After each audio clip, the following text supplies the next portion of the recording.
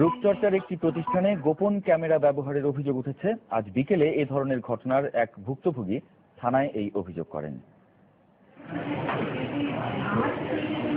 বনানীর 11 নম্বর সড়কের পার্সোনা সেন্টারে আজ বিকেলে শরীর পরিচর্যার বিশেষ প্যাকেজ স্পা করতে এসে এই ঘটনার মুখোমুখি হন স্থানীয় ভুক্তভোগী। আমাদের কাজ শেষ হয়ে যাওয়ার পরে যখন আমি বের হব, আমি ড্রেস আপ করছি, তখন আমি খেয়াল করলাম যে আমার মাথার উপরে একটা সিসিটিভি ক্যামেরা। আমি ভালো করে দেখলাম ওর পিছনে একটা লাইট জ্বলছে। তখন আমি বুঝতে পারলাম যে এটা অন আছে।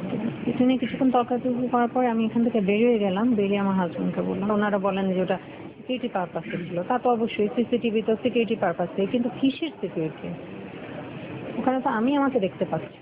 বিষয়টি নিশ্চিত হয়ে বনানী থানায় অভিযোগ করেন ভুক্তভোগীর স্বামী। তবে পুলিশ আসার আগেই ঘটনাস্থল থেকে গোপন ক্যামেরা সরিয়ে নেয় কর্তৃপক্ষ।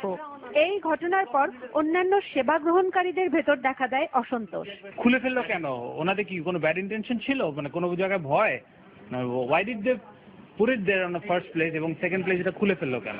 ধারণকৃত ছবি ফেলে দেওয়ার শর্তে বিষয়টি সমঝোতা হলেও সেন্টারের দায়িত্বরত কর্মীরা কপি করার সময় ধারণকৃত ছবি আবার দেখতে গেলে অভিযোগকারীর সঙ্গে হাতাহাতির ঘটনা ঘটে। 3 ঘন্টা পরও পুলিশ কোনো ব্যবস্থা না নেয়ায় প্রশাসনের ভূমিকা নিয়ে প্রশ্ন তোলে উপস্থিতরা। ব্যবস্থা যে তারা যেন ভবিষ্যৎ আর ক্যামেরা এখানে লাগাইতে না পারে এরকম এইসব স্থানে সেটার ব্যাপারে আরো সার্চ করবো, এবং অন্য কোনো রুমে যদি লাগানো থাকে সেটাও রিমুভ করার চেষ্টা করবো।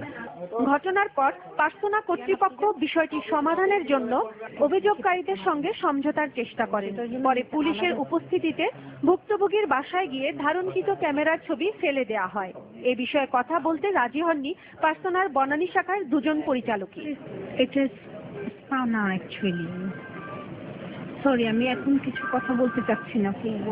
বলছেন যে কাউসার সোহেলি, মাছরাঙা সংবাদ, ঢাকা।